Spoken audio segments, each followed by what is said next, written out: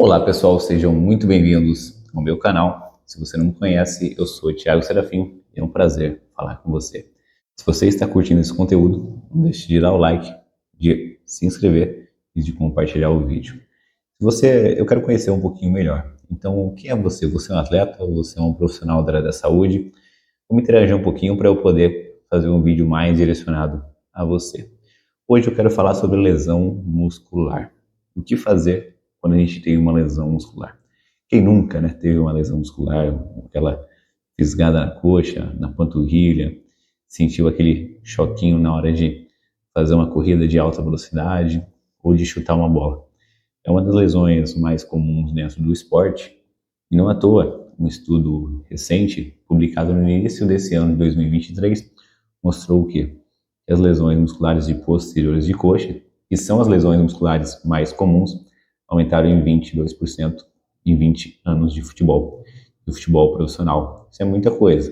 É claro que, a partir disso, a gente tira algumas conclusões desse estudo, a gente precisa se aprofundar um pouquinho mais no seu método e a gente percebe que é um aumento proporcional, não necessariamente um aumento na quantidade de lesões, mas é um passo aí para a gente se atentar de que talvez as outras lesões tenham diminuído e não necessariamente as lesões musculares de posteriores de coxa. E é claro que, se tratando de futebol, eu falo muito de futebol porque é o esporte no qual eu tive mais contato durante a minha caminhada profissional e também por ser, aqui no Brasil, o esporte mais popular, mais praticado e mais comum de vermos os indivíduos praticando por aí na rua, nas quadras ou nos campos.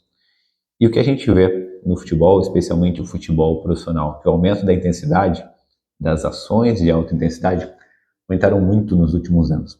Existe um estudo, inclusive, que comparou as ações de alta intensidade no período da temporada 2006-2007 até a temporada 2012-2013 da Premier League.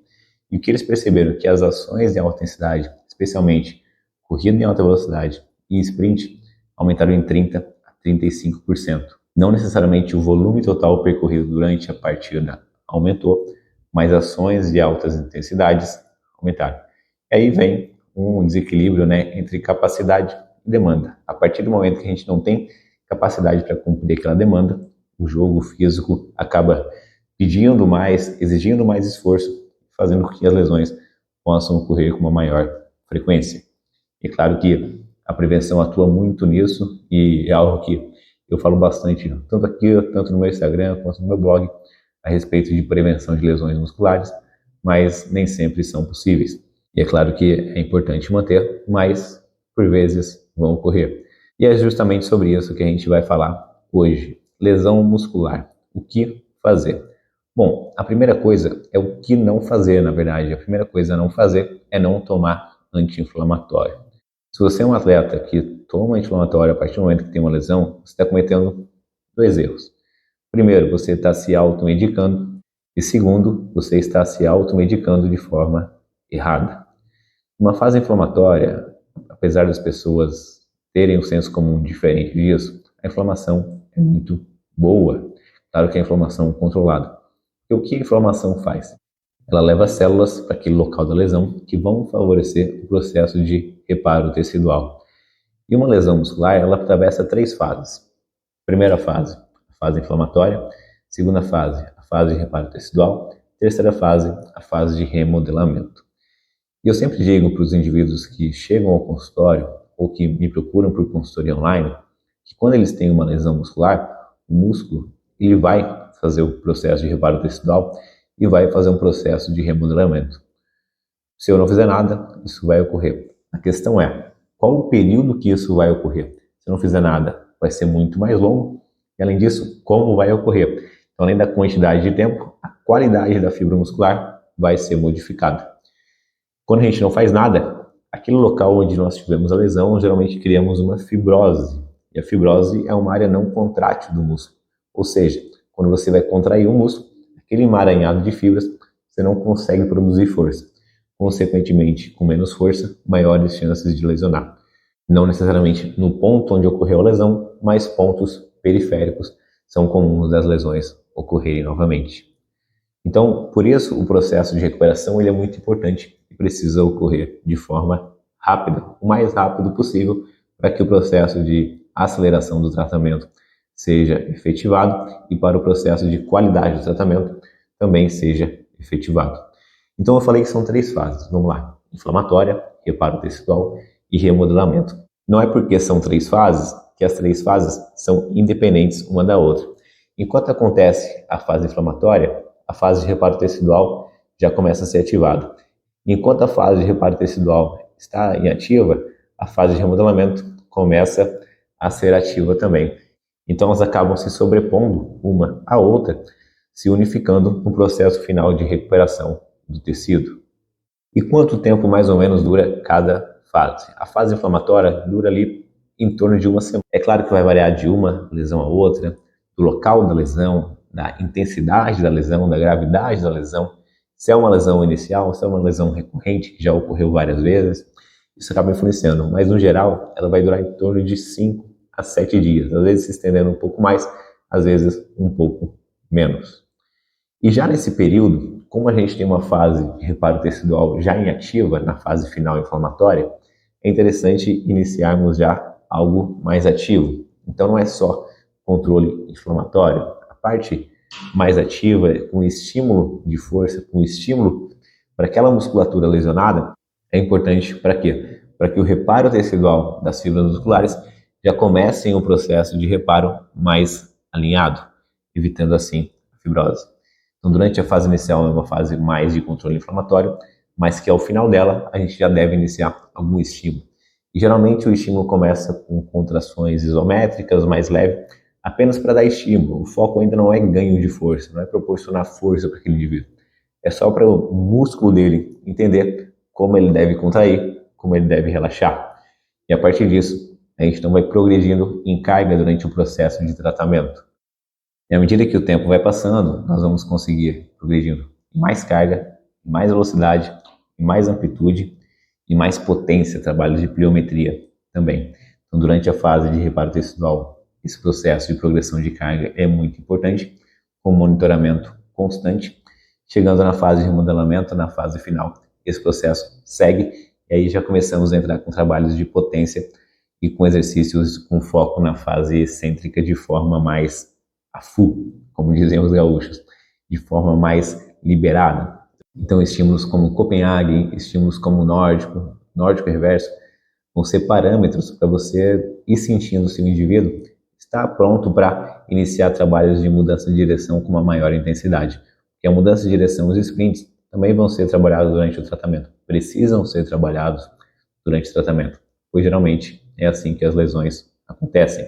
Então o indivíduo precisa voltar aos seus parâmetros iniciais pré-lesão ou até melhores. Então não é só trabalhar força, é preciso trabalhar também com sprints, iniciando com trotes, evoluindo para corrida, corrida em alta velocidade e sprints. Depois também os trabalhos de mudança de direção com o aumento da intensidade, com saltos, com chutes, todos os gestos esportivos até levar o atleta para campo de fato. E aí o trabalho de campo pode ser integrado com um preparador físico ou com um fisiologista, para que se tenha um controle de carga mais adequada, já pensando nas demandas de jogo, já pensando nas demandas de treino. Aí existem alguns critérios que são importantes antes de liberar o atleta totalmente para os seus treinos. E esse retorno ao esporte, esse return to play, como é visto aí nos estudos, ou return to sport, o que ele precisa ter? Ele precisa ter testes de mudança de direção, ter teste, é um bom teste para isso. Precisa ter testes que envolvem saltos. Isso durante o próprio tratamento, o indivíduo já vai fazendo. Precisa ter a realização de exercícios com foco na fase excêntrica, Copenhagen para músculos adutores, nórdico para músculos de posteriores de coxa, são bons exemplos. E, se possível, a gente ter aí uma avaliação onde a gente consiga quantificar a força. Para quê? Para comparar uma perna com a outra ou comparar agonista com antagonista. Afinal de contas, o desequilíbrio muscular é algo frequente nos atletas e é algo que predispõe às lesões, principalmente lesões que envolvem membros inferiores.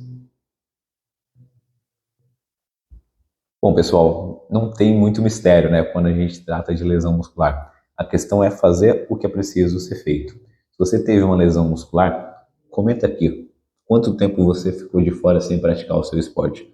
O que você fez? Você fez alguma coisa que eu falei para não fazer aqui? Você tomou um anti-inflamatório? Não toma.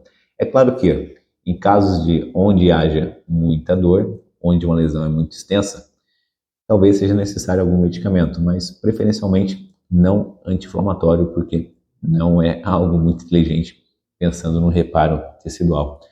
Vamos resumir para a gente finalizar o vídeo? Lesão muscular, 3 fases: inflamatória, reparo tecidual e remodelamento. Fase inflamatória, controle de inflamação, laser, ultrassom, algumas medidas anti-inflamatórias. Além disso, fase de reparo tecidual. Aí a gente tem controle de carga com maior cuidado. A gente vai ganhando amplitude, vai trabalhando um pouco mais a elasticidade do músculo e também força. Vai evoluindo de uma força isométrica para trabalhos concêntricos e excêntricos. Fase de remodelamento, mantém-se o trabalho de força, introduz aí mudanças de direção com maior intensidade, trabalho de potência e pliometria até chegar-se aos testes finais, onde o atleta precisa performar para voltar com a equipe. Aí o trabalho de condicionamento, obviamente, vai sendo trabalhado desde o início quando a gente fala de atletas. Ah, não consigo ainda fazer bike, faz algum trabalho que envolve core, tabata. Existem algumas opções que você consegue trabalhar para não deixar esse atleta totalmente parado. O atleta não pode ficar totalmente parado por muito tempo. Ele vai se descondicionar. A partir do momento que ele se descondiciona, vai ficar muito mais fácil dele se condicionar. E a partir do momento que ele perde o condicionamento, vai ficar mais difícil ele se condicionar novamente e voltar à lesão. E, aliás, a diminuição do condicionamento é um fator de risco para lesões musculares. Então, cuide disso durante o processo de tratamento. Seja você um profissional, seja você um atleta. Cobre isso do seu profissional se você não está fazendo. Pessoal, se você está curtindo esse conteúdo, eu peço que você se inscreva no canal, deixe o like, ative o sininho e comenta aí. Você é físico, você é profissional de educação física, preparador físico, você é estudante, você é um atleta? Quem é você? Quero conhecer melhor você para poder direcionar melhor o meu conteúdo. Nos vemos no próximo programa. Tchau, tchau.